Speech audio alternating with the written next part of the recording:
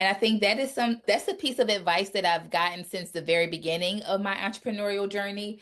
But I didn't quite understand what people meant when they said that. Like, your tribe will find you on social media. It wasn't until I got to TikTok that I'm like, oh, this is what they mean, right? I think TikTok is a great place to try things out. Yeah. Just try it out. You don't have to be as polished or as strategic, right? Of course, you can have like your content pillars, the things that you want to post about consistently. But I think that is the best place to just try things and see what works. And then once you find something that works, stick with it.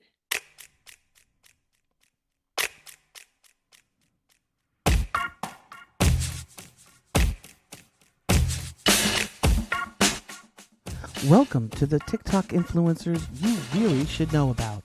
I'm your host, Christine Blosdale. In this podcast, you'll get to meet TikTok creators who inspire, motivate, and entertain. Get ready to discover the influencers you may not have heard of yet, but you definitely should know about.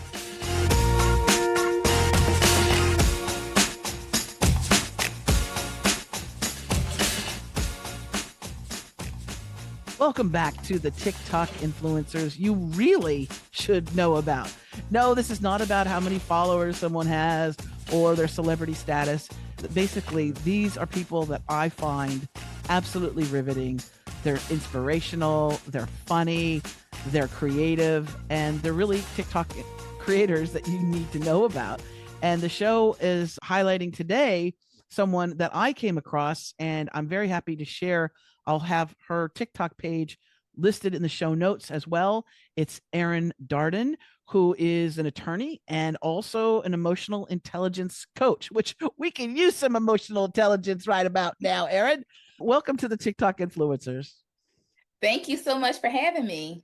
Absolutely. Well, like I said before we hit record, there's a qualifier to be on the show, and that is someone who makes me stop, watch the whole video, comment sometimes, like, and also do a little binge watching. And you definitely have done that. So Tick, tell us, when did you first start putting out your content on TikTok? When I probably started with TikTok a couple of years ago. Mm-hmm. Probably no more than 2 years ago. I heard a lot of people talking about it. At the time, I was heavily focused on Instagram because that's where my target audience was, or so I thought. So I was focused on Instagram, but I kept hearing about TikTok and how that is so much better than Instagram. And then I started using TikTok personally.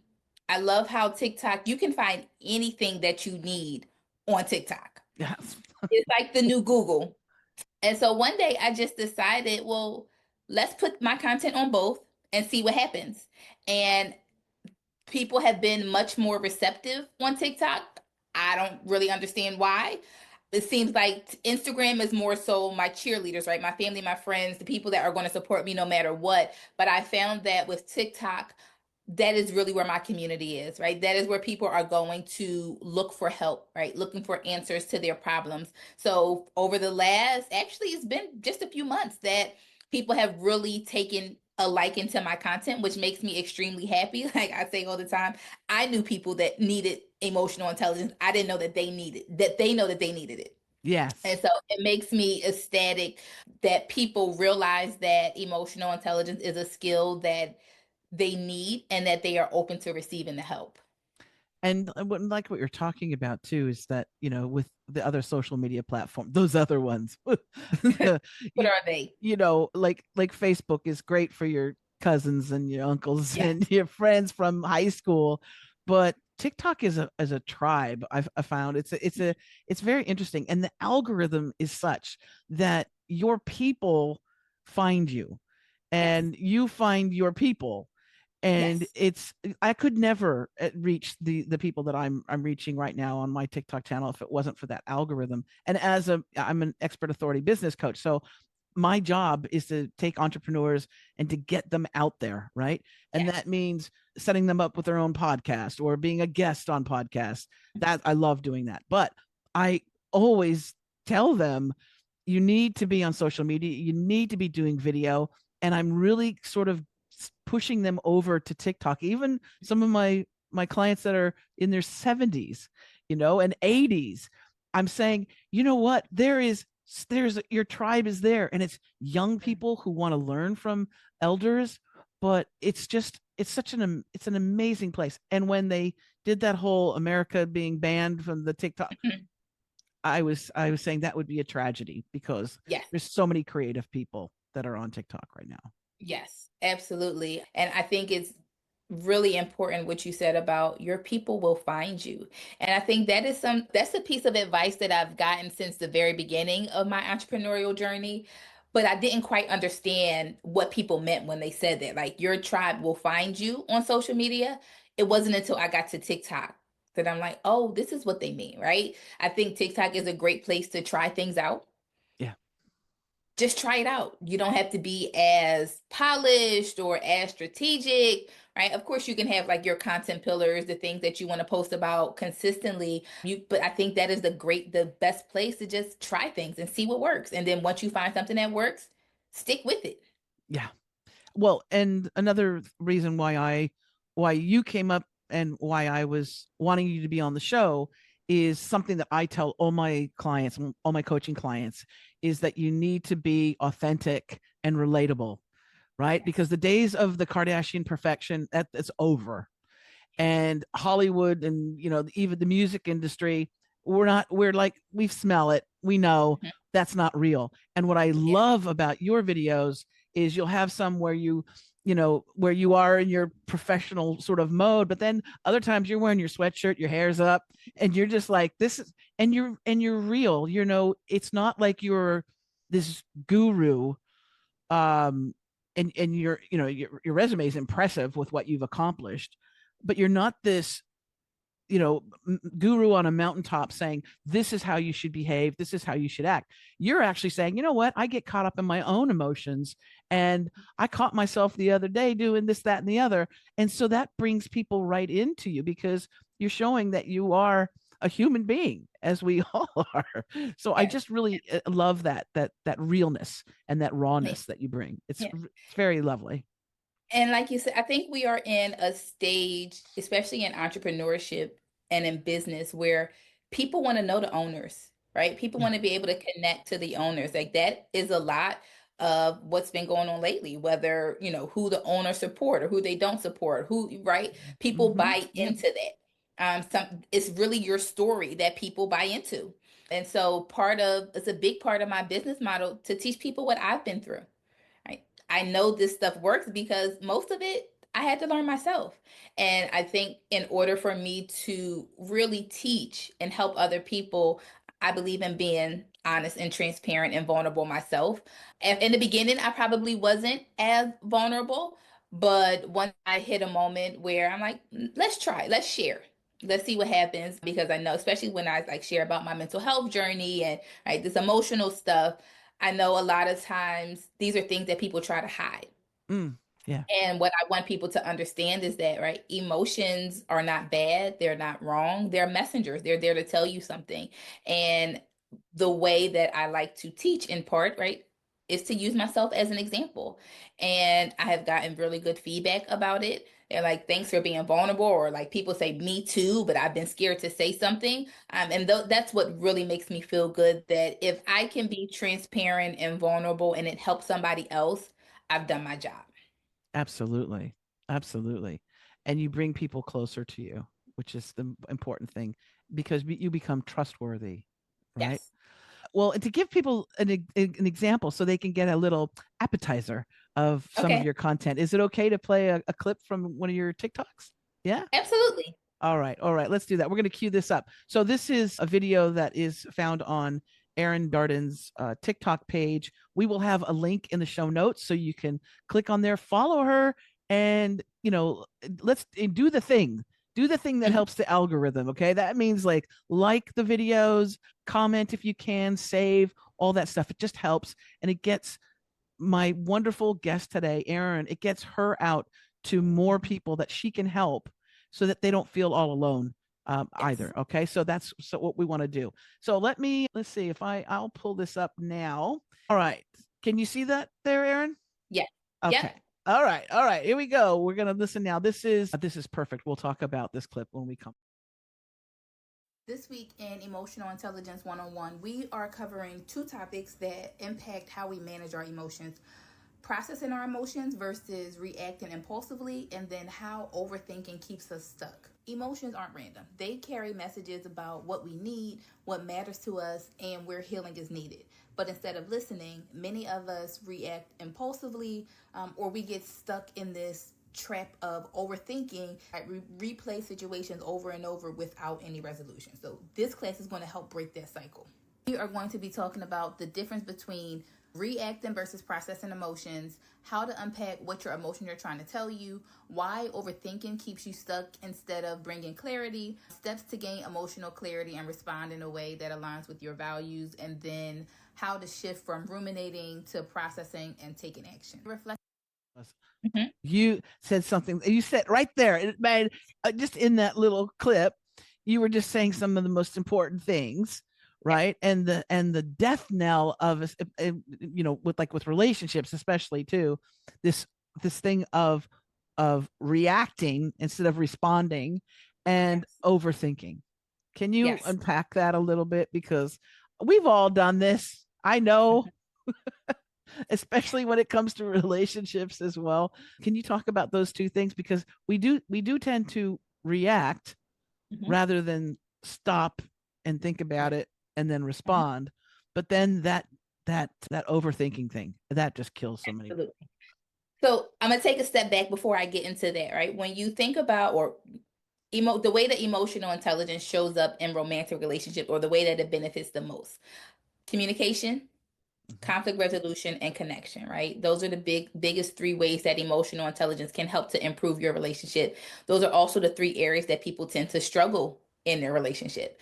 And so when it comes with communication and conflict resolution, people don't realize that the one of the biggest reasons that they cannot communicate and that they cannot resolve conflict is because they don't know how to manage their emotions properly. Mm, yeah. So people have a misunderstanding about the purpose of emotions. Like I said, your emotions are there to tell you something. Your emotions are information. And if you do not take the time to stop and process your emotions, to know how to manage them and communicate them effectively, right? This is when you have the screaming and shouting matches. This is when you are reacting. This is when you're just going to keep thinking over and over again without any type of resolution. And so, in order for you to stop these things, you have to know how to process your emotions. I think one of the biggest mistakes people make in relationships is going to try and talk about problems too soon, Mm, because the way that the human brain is set up, you cannot be both emotional and logical at the same time. Like, it just doesn't allow it. And so when you are so consumed with your emotions, you can't have a productive conversation. no. Right? This is when you're reacting. This is when you are yelling and screaming and hitting below the belt. This is when you do the damage, right? I've had couples where we have worked through whatever the issue is, but because they've said things when they were angry or frustrated that you cannot take back, now I can't necessarily help with that part, right? The damage is already done. And so when you are reacting, that means you have not taken the time to think about what your emotions are trying to tell you. You have not taken the time to think about what you really need in those moments. You are just expressing your emotions without a goal, for no good reason, right? It's not moving your relationship forward. Right. Right. And it's so easy to go down that, I call it the bathtub drain. When you Hmm. let the plug out and all that Yes. water goes down, it's kind of tough to stop that, that Yes. momentum, and we can spiral. I've been lucky enough to catch myself Hmm. before I spiraled down the drain. And I remember specifically one time when I was driving in traffic in Los Angeles, which is any time, and Right. I was when I was with my wife. Now I live with my wife, and we're all good. But it was in that during that time when we lived. It was a long distance relationship, Hmm. and it was something about, like, I don't know. She didn't text me back right away, or I don't know what it was. Something where I didn't hear from her, and immediately the negative comes in. She must be cheating, right? She must be. Yes. You go to the worst place. Absolutely. Not like she's busy. or Hmm. she can't get, to her phone. No, it was that she's cheating, right? She's Yes. with somebody else. I'm doomed to be alone forever. And I caught myself, and instead of going down that drain and making all these scenarios and stories, I just Hmm. stepped aside from myself a bit, and I said, wait a second, you don't know. Why don't we just wait? Yes. Why don't we Yes. just wait? Wait, wait a couple hours, wait a day, and just see how Hmm. she talks to me, Yeah. right? Yes. Because if Yes. she comes back to me and she's all loving and kind and lovely and everything's good, then you were just worried about nothing, right? Now, if she Yes. comes back and Yes. she's like, it sounded a little slick, then you can go, Mhm. then you can take it, Then you can, right. Yeah. right? And that brings up a good point. I think when it comes to overthinking, and so I teach a weekly class on TikTok. And so in that particular class, what I wanted people to also realize is nowadays everybody says that they're an overthinker. And I don't believe that that is true. I think that there is a difference between lacking enough information Mm, and overthinking.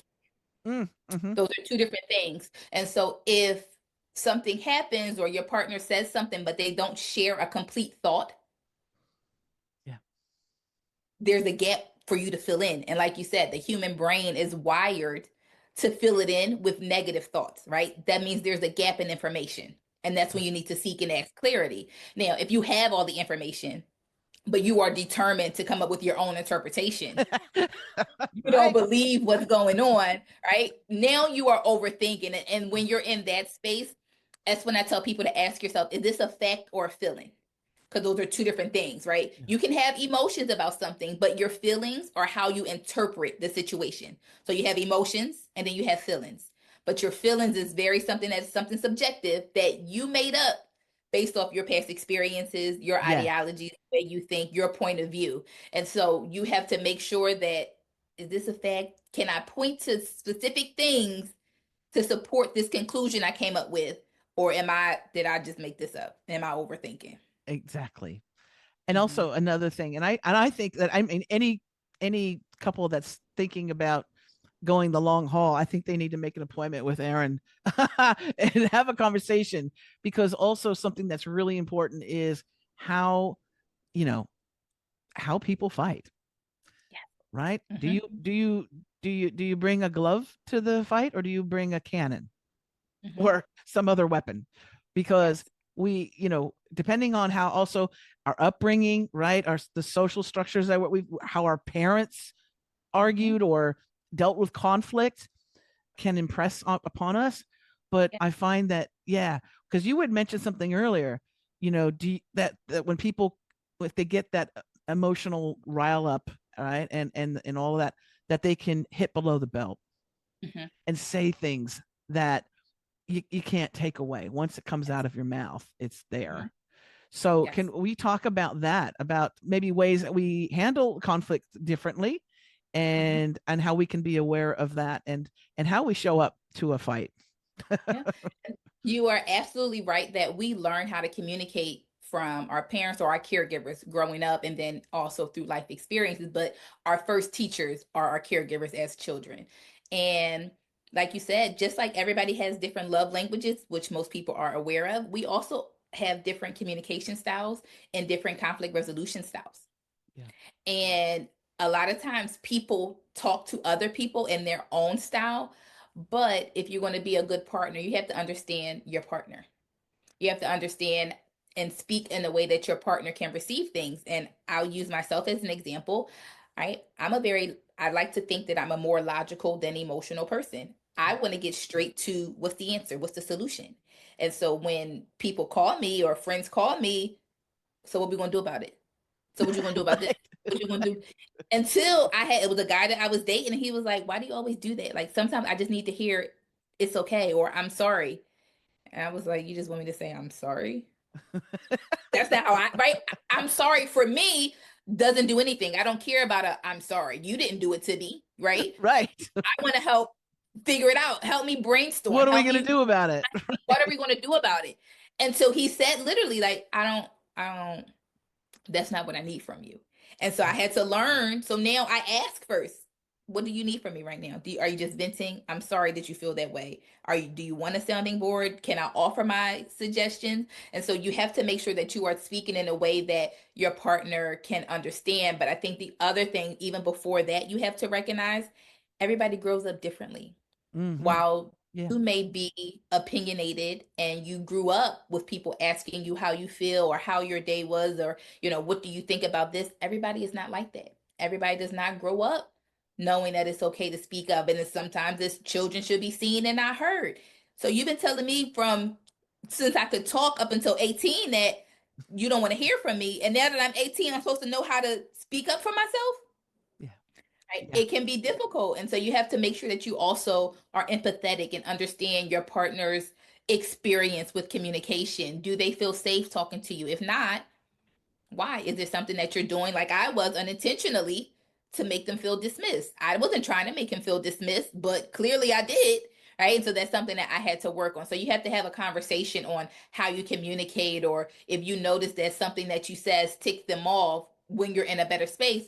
I noticed that your energy shifted when I said this. Could I have said it differently? How could I have said it better? Or what would you have liked me to do in this situation? But having a conversation about how you communicate when you're calm, not when you are experiencing those emotions, it goes a long way. Oh, absolutely. Absolutely. And you just think about like oh, all of the pain or the emotional, the emotional pain and the hurt and the heartbreak and all of that that can be avoided by just simply thinking about what the other person, because this is the other thing. There's no winners Yeah. when when somebody has to win. Mm-hmm. And I've seen this, I've seen this from past relationships, but also just as an observer, that if you're in a relationship with someone and you need to win an argument, you need to win the point, there's not a lot of hope for that, Yeah. because there are no winners when you're sitting there arguing over, money or this or that. But can you talk about that? Because I'm sure with you, when you've seen your clients, when you've been with them, Mm-hmm. that there might have been somebody who's their whole thing when they when they get heated, because it's Mm-hmm. emotional, they get Yeah. heated, they got to win. Yeah. And oftentimes people come to me like, am I wrong for Ah, right. Am I wrong for feeling like? And so I always tell people, you're never wrong for how you feel. And so if Right. you're never wrong for how you feel, that means your partner is also not wrong for how they feel. So, like you said, it's not about winning, it's not about right or wrong. You have a right to feel the way that you feel. Your partner has a right to feel the way that they feel. What do we do from here? What do we do Right? about it? You have to do, what do we do about it? Right? You have to make sure that you are identifying the issue. And I always tell people, take the gloves off. Yeah. This is not you versus your partner. It's you two against the issue. Even if it's something like you feel overwhelmed because you take on more of the responsibilities with the household and the children, right? Even if you feel overwhelmed, it's still not a you versus them thing. It's us against me feeling overwhelmed, Yes. right? So what Yes. do we do about me feeling overwhelmed, right? Love that. Um, Yeah. yes, maybe it is that your partner picks up more things, but maybe your partner is tapped out too, and you need to bring in outside help. But when you look at it like it's us against this thing, not you versus your partner, because they very well could be tapped out. They may also not have the capacity. Yeah. Then what, right? So this is why it can't be a you versus them thing. It's us against this issue. And so now we work as a team to come up with a solution to whatever the thing is. But you have to make sure that you are identifying the correct issue, which a lot of people have issues with.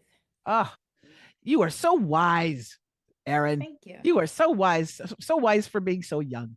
And I'm just so happy that again, I'm so happy to have you on the show, but also that scrolling, found you, and now I'm not going to stalk you, but I will be, I will be commenting on your videos. And I'll make sure that we put in the show notes your TikTok page so people can follow you as well. Any last thoughts that you want to give our listeners? So I would say again, thank you so much for having me. I love what I do. Like I said, a bulk of what I do is around communication, conflict resolution, and connection. Recognize that your emotions are not wrong. They're not bad. They're there to tell you something. And so you just have to make sure that you are taking the time to understand what it is that they're trying to tell you. And then how do you effectively communicate that to your partner or whomever, right? Because I work with emotional intelligence in a context of romantic relationship, but it works for any relationship, parent, child, work relationships, any type of relationship. So you can use the same skill sets. So just recognize that you have a right to feel however you want to feel. If I can support you in any other way, please let me know. Like you said, follow me on TikTok. I do a weekly class on TikTok every Thursday night at 8 p.m. Eastern Standard Time. If you want additional support, I have a membership community where we meet regularly and have additional support and services so that you can really start to, raise your self-awareness, because you can't change anything that you're not aware of. And so becoming first a better you and then a better partner is always my goal. Like I said, I love what I do, and I'm always happy to help. Oh, awesome. Thank you so much, Erin. And I want Thank to you. thank you, wonderful listeners and viewers. If you're watching this on YouTube, you get to actually see my wonderful guest, Erin Darden. And for those of you who want more information about this podcast, you can go to the TikTokinfluencers.com. And if you want more information about the coaching work that I do, you can go to expertauthoritycoach.com. All that good stuff is there. In the show notes, though, is going to be links to everything. So you can just check that out and make sure that you share this with others, like and comment, of course, if it comes across your social media. And until next time, I want to remind you, just keep scrolling through TikTok, because there are some amazing creators out there that we need to support with our likes, our comments, and our making that algorithm pick up so we can get the word out on those amazing creators. All right, now, until next time, take care. Bye bye.